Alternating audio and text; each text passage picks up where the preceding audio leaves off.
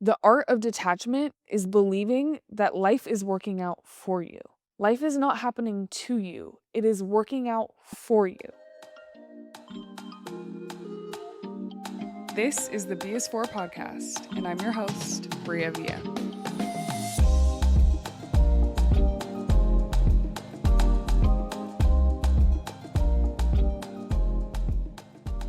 Hey y'all, welcome back to another episode of the BS4 podcast. I'm your host, Bria Villa, and today we are talking about the art of detachment. It is so hard. It is not an easy topic, not an easy feat, but the art of detachment will literally change your life.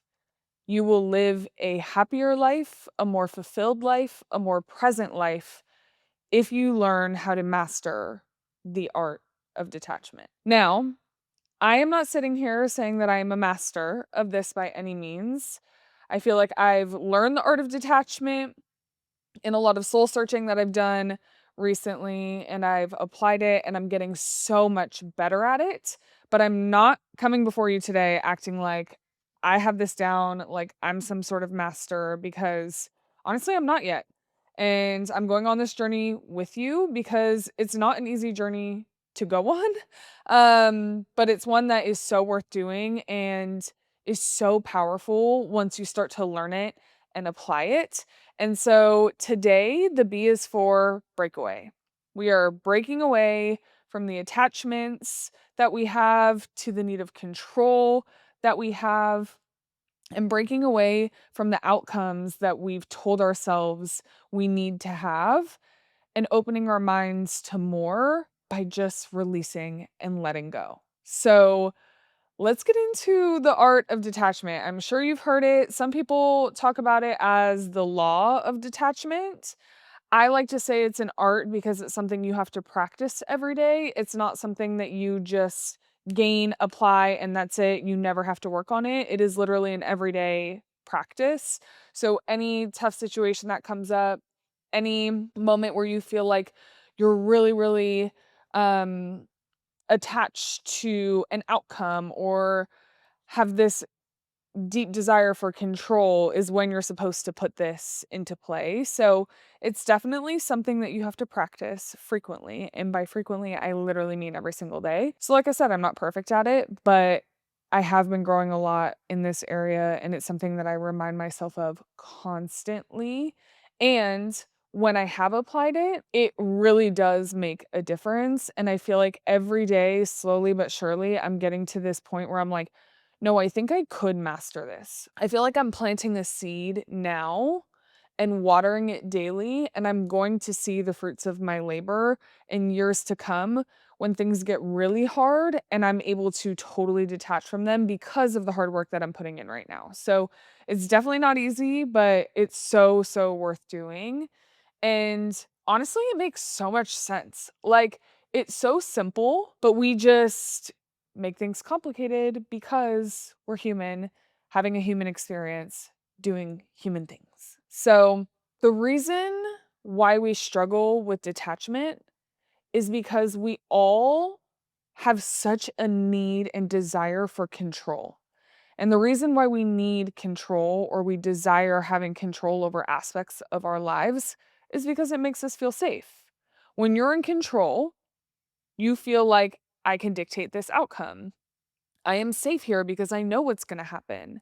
Especially me, Q being the eldest daughter, Q being a perfectionist, Q having a decent amount of trauma that, to be honest, I don't want to have to experience again, or experience the pain that that trauma has caused me again. All of those things have placed such a deep desire for control in my life, to the point where I literally try and orchestrate and dictate every outcome all the time. And it's honestly worked for me for a long time. Like, the hyper independence, doing things on my own, operating in my masculine has really led me to be like a control freak.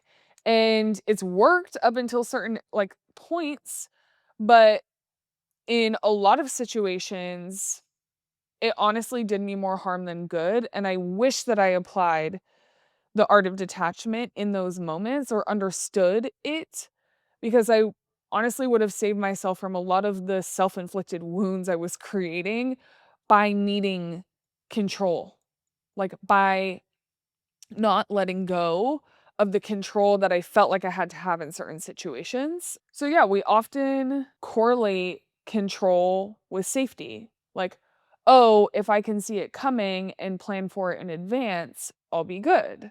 Or, oh, if I maneuver a certain way, this won't be the outcome, so I'll be good, I'll be safe. We use control to protect ourselves. And truthfully, there are things that I've experienced, hurt and pain that I've experienced, that I don't want to have to experience again. And so my thought process has been, well, if you can control the things around you, you won't get hurt again.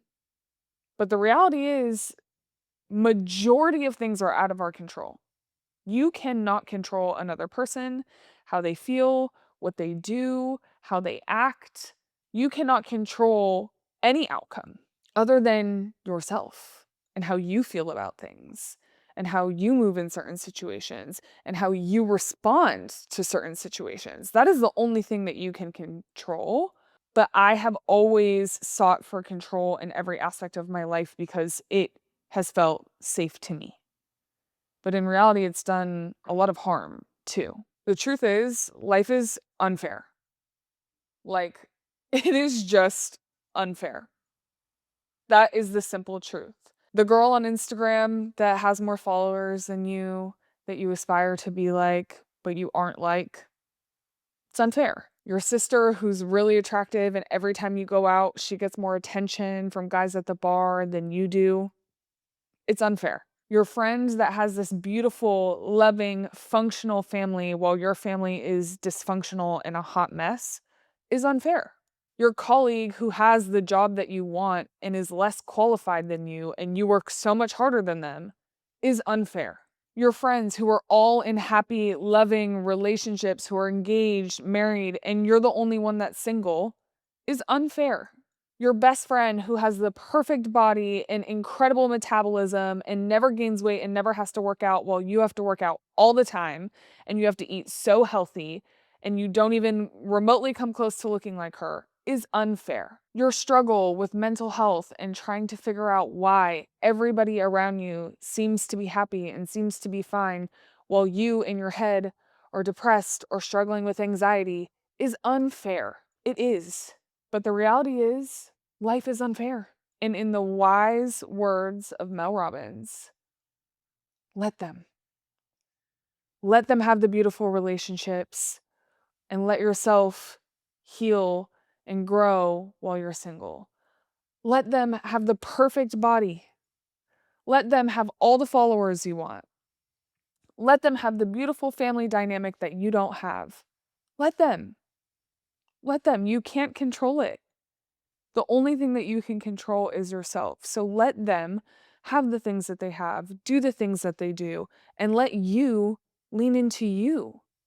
Let you look at the things that you do have and be grateful for it because somebody else probably wants a situation that you are in right now. Let you look internally and say, I am in a better spot than I was years ago. I'm living in an answered prayer right now. Let you recognize those things and let them just do them. Let them have it. Let them have it. You cannot control other people. You can only control yourself. And that is literally where the art of detachment comes in. Everything in your life, literally everything in your life is working in your favor. That is the art of detachment, is the art of believing that that is the case. That every no and every yes has been for 1,000 more no's and 1,000 more yeses that you have not even seen yet. The art of detachment is believing that life is working out for you. Life is not happening to you. It is working out for you. Every little thing is working out in your favor, is working out for your highest good, even if it doesn't feel like it right now, even if it's not the outcome you wanted, even if it's not in the timing you wanted. Everything is working out in your favor. And the art of detachment is believing that everything is going to work out exactly how it's meant to work out for my highest good. When you try to control things, when you try to dictate certain outcomes, you are not moving with the flow of life. I want you to picture grabbing a handful of sand, okay? Grab a handful of sand and squeeze it as tight as you can. When you squeeze it, sand will literally start to fall out between your fingers and all around your hand. Grains of sand will start to pour out. But if you grab a handful of sand and you just gently hold it, not squeeze it, not clutch onto it, but gently hold it, it'll literally stay in place. That is like the law of the universe. That is the art of detachment. It's not clutching onto things and feeling like you have to control them, because the more pressure you put on them, the more it pushes it away. The more you squeeze that hand of sand, the more grains are going to fall out. But if you just release it, if you just let it rest and hold space for it, but don't feel like you need to control it, is where you'll actually see yourself be able to attain it. The way energy works, if you are chasing, it means the thing is running. You can't chase something that's still. Like, you are actively seeking after something so hard, so heavily, that it's pushing away from you. The law of detachment is saying, this thing that I want, if you're continuously hyperfixating on it, obsessing over its absence, you are pushing it away from you because your mindset is in a place of lack. And so it can't come to you if you are constantly chasing it. It is running from you, literally. The art of detachment is literally faith and trust. Whether that's trust in the universe or God, whatever you prefer, it is trusting that the powers that be, the higher power, is doing everything in your favor, is doing everything in your will, is doing everything to give you exactly what you want. You can have everything that you want. And here's the thing about the art of detachment. It doesn't mean you can't love things. It doesn't mean that you can't want things. It just means that you know you will be okay without them. It means you know that you will be fine if you don't have it, that you love yourself and that you're full enough that even if it is not for you to have, you will be okay with that. You can want it, you can love it, but you'll be okay if it's not yours. And that's practicing detachment. I think we have such a desire for, like I said, control and wanting particular outcomes. And we get so attached to these outcomes, but maybe there's more in store for you. If you want something and you haven't had it yet, the reason will be clear to you at some point. Timing and energy is everything. And so something I've practiced telling myself is, if it is not this, it's something better. If it's not right now, it's in better timing. I believe that if there are things that I'm seeking, that I'm wanting, that I have a desire for, and they're not panning out and they're not happening right now, if I'm not attaining them, it's because something better is in store for me. It's because it's going to happen in timing that is more aligned for me. I may not know it yet. It may not feel good right now, but that's the truth. It's like if you're dating someone and you really like them and they seem like they could be it, or they are someone that you really want to be with. And all of a sudden, things don't work out. You have to tell yourself, if it wasn't this, that means something so much better is on its way to me, which is really hard to believe in the moment. But that's the art of detachment, is that I had something good and it felt good. and it felt right. And if this didn't work out, it must mean something that is so much better is in store for me. If I liked this person, if they were someone that I could actually see myself being with and it didn't work out, it means that someone better is on their way to you. It means that something better is in store for you. Like, imagine the opportunities that you have with this door closing. And I think it's hard sometimes because I feel like we go into life and the unforeseen future is scary and the unknown is scary. But you also can flip it and say, I don't know what's coming my way. How beautiful is that? That endless possibilities are mine, mine to have, mine to experience, meant for me. Like, that is such a cool feeling. And so you have to tell yourself, if it's not this, it's something better. If it's not right now, it's in better timing. A quote that really shifted my mindset was, you can't have something and want it at the same time. If you want it, the energy you're giving off is that you don't have it. And so if you're constantly giving off energy of lack, why would you think you're going to receive abundance? If your energy is giving off lack, why do you think you're going to receive abundance? And so the best way to attract the things that you desire is to detach from the outcomes you think you want. And yes, like I said, you can want things, you can love things, but you have to be able to say, I'd be okay without them. And I'm grateful for what I have right now. I'm grateful for this moment. I'm grateful for where my feet are. I'm grateful for my experiences. I'm grateful for my heart, for my mind, for how I treat people. I'm grateful for the life that I have. I'm grateful for my health. The more you stay in gratitude, the more energy you put out of being able to receive abundance because you're grateful for all that you have. So more will come to you because it knows that it'll sit in gratitude.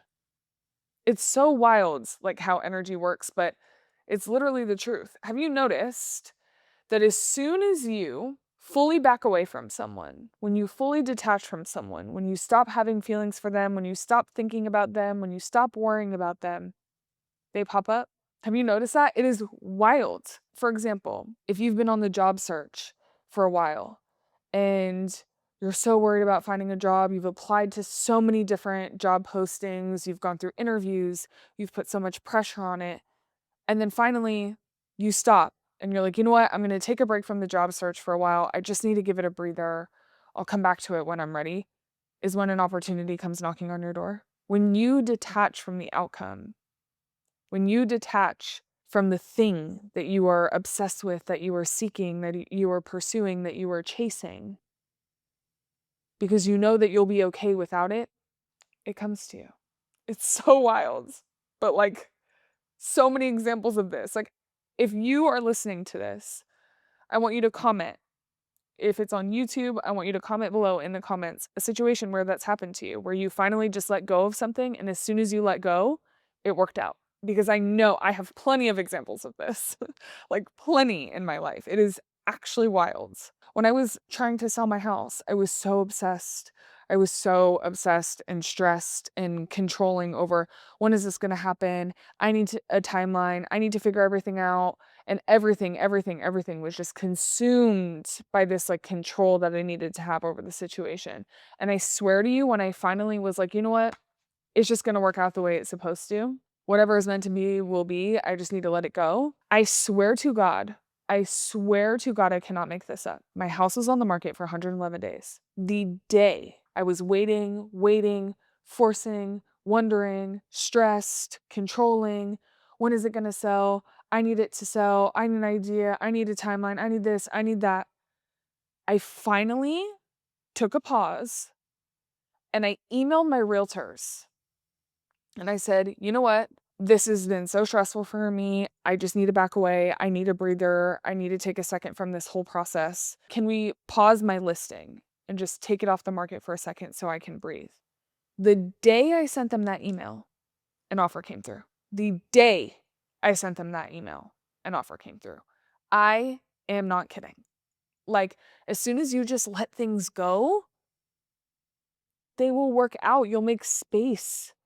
for things that are meant to come to you. If you are obsessively thinking about what you do not have, you are actively creating a reality in which you lack it, in which you do not have it.